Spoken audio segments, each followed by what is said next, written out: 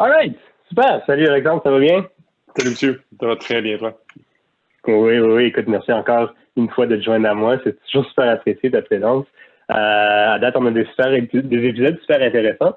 Puis aujourd'hui, je vais peut-être partir peut-être un peu en arrière, dépendant de comment le monde voit ça. Évidemment, on parle beaucoup de contenu. Évidemment, Toast, c'était une excellente agence de contenu. Puis je sais que tu aides beaucoup tes clients. Mais je parlais récemment à certaines entreprises, puis c'est ça, c'est l'idée de, OK, oui, il faut créer du contenu, mais comment savoir quoi publier, c'est comment trouver des idées de contenu, devient toujours un grand point d'interrogation.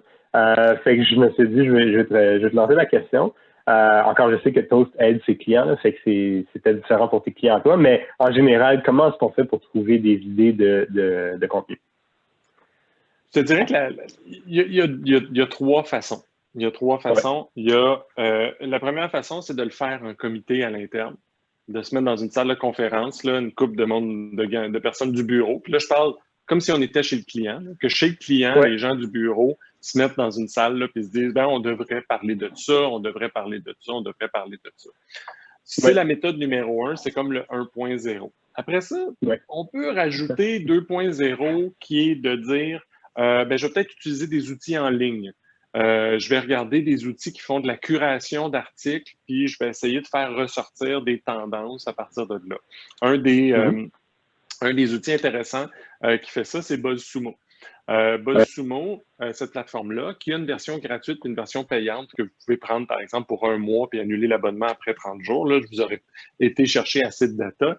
Ce que BuzzSumo fait, c'est qu'on tape, par exemple, une requête dans l'outil, un sujet, une thématique, et il va nous faire ressortir tous les articles les plus partagés sur le sujet. Fait que c'est pas comme faire une recherche dans Google où Google fait toute une espèce d'évaluation pour voir quel serait le meilleur article. Dans ce cas-là, c'est BuzzSumo fait ressortir les articles les plus partagés. Puis par Mhm. partager, on peut en déduire que c'est parce qu'un être humain a trouvé que le sujet était intéressant, que le sujet était bien traité, puis il l'a partagé à d'autres êtres humains. Donc, c'est comme un signal fort. Donc, à partir de là, on est peut-être capable de dire, ben, je vais faire une recherche si on prend la version payante, mais la version gratuite nous donne plein de belles informations aussi.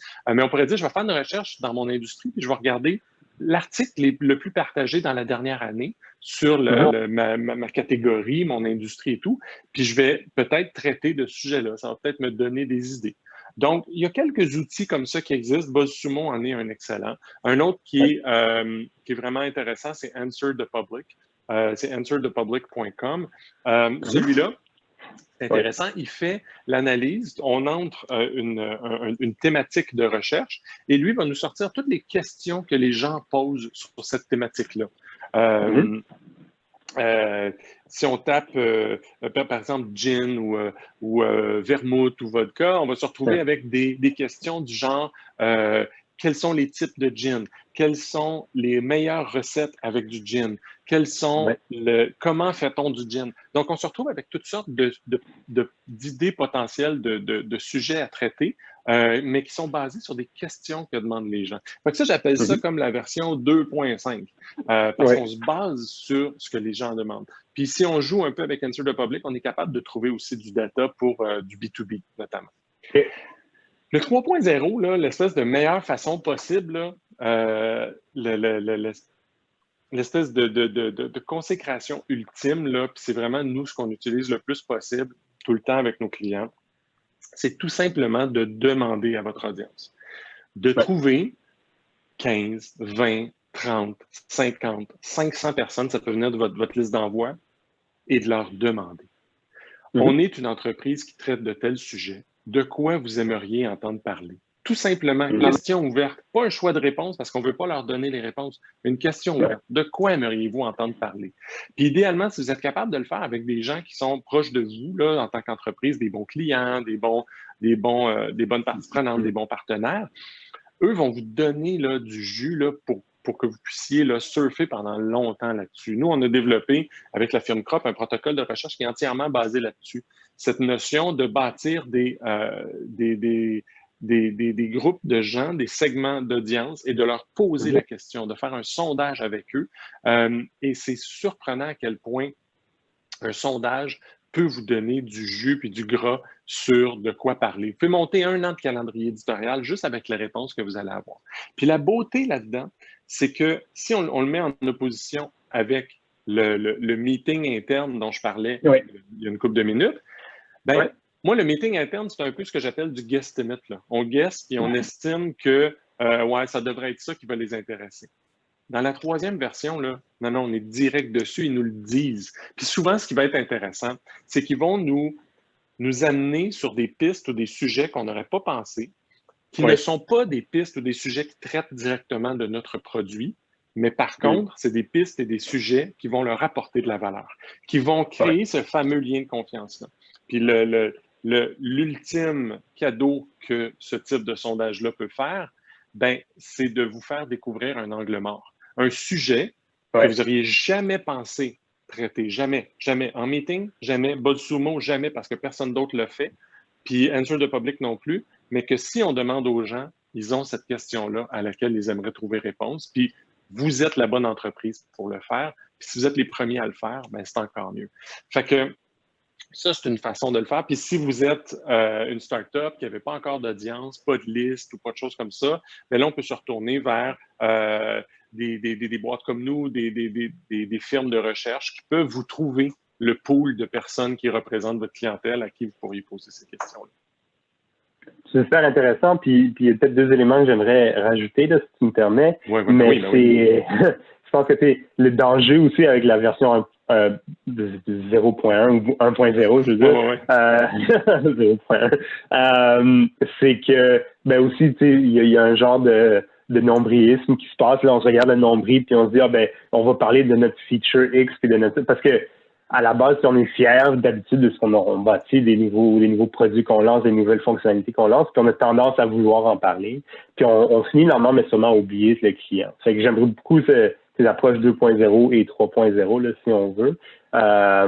Puis l'autre élément... Si je peux faire la note, la marque reste toujours présente. Les gens vont peut-être vous soumettre des idées qui ne traitent pas de votre produit, mais c'est à vous, rendu là.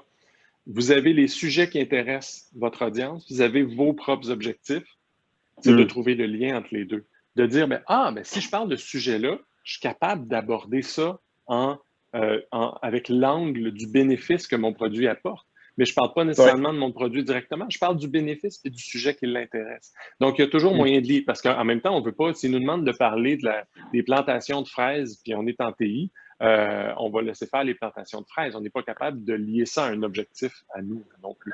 Non, mais ce que j'ai déjà vu, puis là, c'est sûr que ça, c'est très extrême, la plantation de fraises puis TI, mais ce que j'ai déjà vu, ça serait après d'avoir un genre de format podcast, webinaire ou quoi que ce soit, avec peut-être un client qui est en agriculture, même si moi je suis en TI, mais je fournis un client qui est en agriculture ou un partenaire d'affaires. Tu sais, des fois, nous, on fait du TI, mais on a un autre qui fait peut-être la stratégie agricole, puis ben, c'est notre client à nous, il nous supporte, puis on fait un webinaire commun. Fait que c'est pas nécessairement un contenu qui va vivre sur notre plateforme tout seul, mais en même temps, on peut aller chercher l'audience de quelqu'un d'autre, etc. Fait que même les sujets, des fois, qui sont très left field, là, complètement à l'extérieur de notre champ de compétences, ben des fois, si avec une certaine créativité, puis peut-être une agence comme Toast, on peut aller se dire, attends, mais il y a peut-être quelque chose qu'on peut faire. Vous avez-tu un client dans le domaine?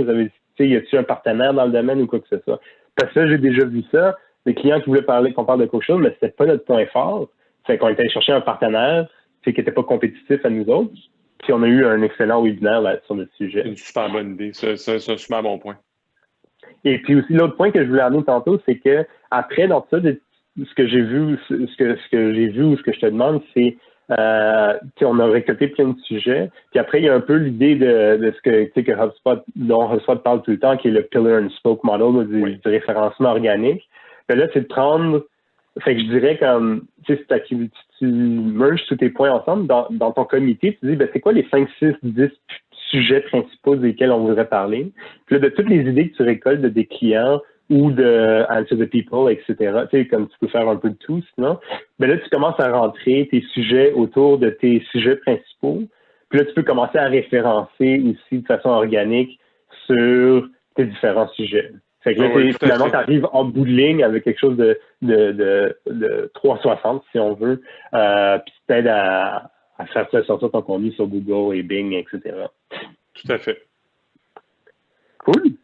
Ben écoute, je pense que c'était short and sweet. Je sais que bon, le challenge des fois, c'est qu'on a un peu peur de parler à nos clients. Fait que je sais que c'est fun de savoir qu'il y a une agence comme comme toi qui peut aider là-dedans. Mais t'as raison, c'est souvent ce que je trouve qui est le plus oublié, là, c'est ben il y a un client en bout de ligne, il y a quelqu'un qui va faire sa recherche sur Google ou qui va s'arrêter dans son fil LinkedIn pour lire son affaire.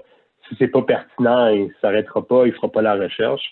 Mais si c'est pertinent, ben tu finis par gagner en bout de ligne. Exact.